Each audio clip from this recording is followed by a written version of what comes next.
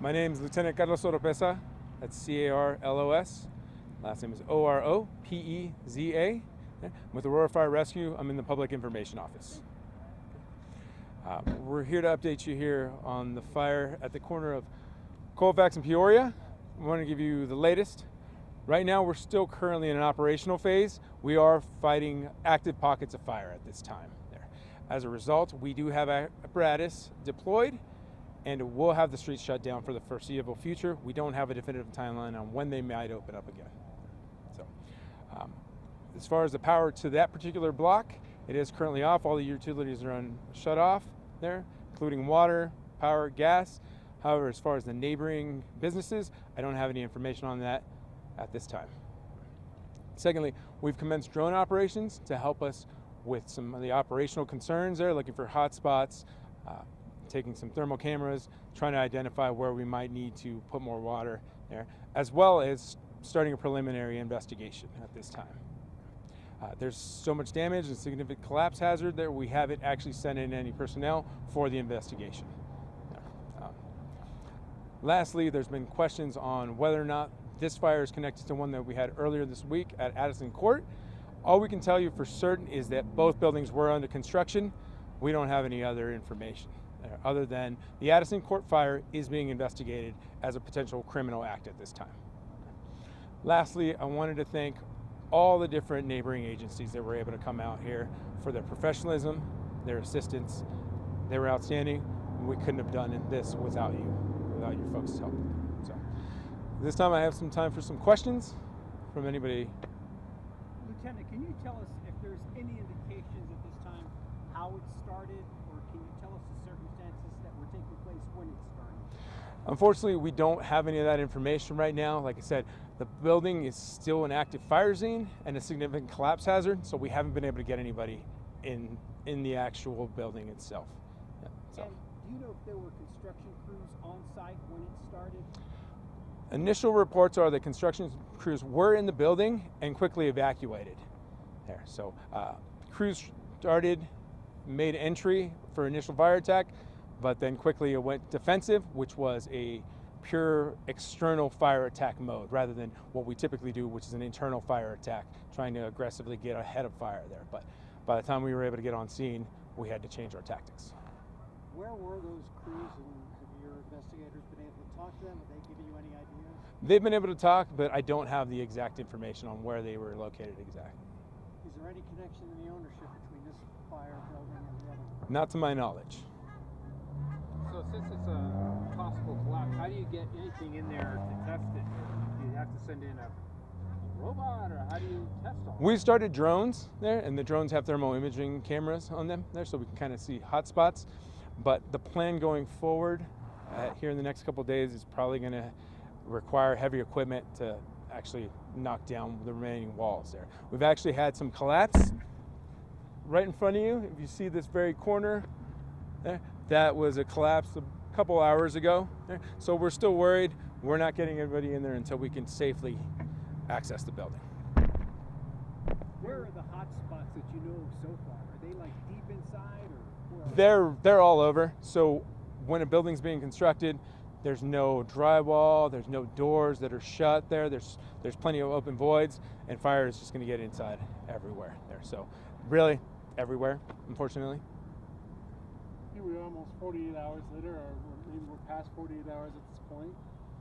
New construction, can you guys say what's actually burning or continuing to burn at this point, all these hours later? So with new construction, all the bare wood, whether it's plywood, 2x4s, all the different building components there, that's what's catching fire, and that's what's burning for the most part there. So it doesn't have furnishings in there. You're not dealing with drywall. So because of that, all that stuff catches and burns a lot more efficiently than you would something like drywall. Have you been informed of what kind of work is going on at the time? Not the specifics of the work, just general construction as far as we were told. At what point do you determine it looks like a total loss, I assume that it is, but Is it a total loss, and when do you decide if the building is condemned? That's all part of the investigation. So if there's anything that can be salvaged or the owners are interested in salvaging there, we'll make them aware there. But through the investigation process, they'll kind of identify what is usable there, and then obviously the building department will have say in that as well. But that'll be further down the line. My last conversation, the investigation's anticipated to be at least a few weeks. And Lieutenant, do you have any idea about the number of businesses that are being impacted by the lack of utilities? I do not at this point. Was there gas going into the building when this fire happened, and they had to turn it off? Yes, to my knowledge, all the utilities were being fed into the building, and they are shut off at this point. And are there any residential areas impacted by this, or is it limited to businesses? Really, the building itself is the only residential area that we were able to notify an impact there. I know that during the initial parts of the fire, there were embers, and it was running off into the kind of some of the neighborhoods, and we were addressing that with exposure groups and whatnot there. No other buildings, to our knowledge, in adjacent neighborhoods actually did ignite.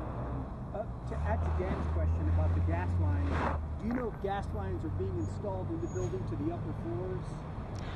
As far as the specifics of where it was at the construction, I don't have that information there. I can assume just from preliminary there, but the specifics aren't. We don't have that there as far as where they were at. And to clarify, there are gas lines that were going into the building somewhere, right? Yes, sir. Were the construction crews using portable heaters to stay warm? We don't have that information right now, and if they were, that's all going to be kind of part of the investigation. Okay? So I don't want to speculate on anything. What's your biggest obstacle at this point? At this point, it's going to be the size of the building and accessing those hotspots.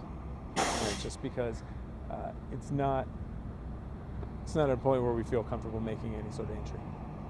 Any idea how long it'll take before those hot spots cool down long enough so that the investigation can move forward? That'd be all speculation at this point. Yeah. With the hotspots, how much of it is there a possibility of a bigger part of the structure rekindling? Absolutely. That's always what our primary concern is any sort of rekindling there, any sort of fire in adjacent spaces. There's stuff that we haven't been able to lay eyes on there, so there's absolutely a possibility of that. Yeah. How much is there potential to spread to adjacent structures? Not much. Most of the building itself is self-contained there, and any hotspots have probably occurred underneath what's already collapsed there. If you go actually to the south side of the structure, you'll see that the majority has kind of collapsed in on itself.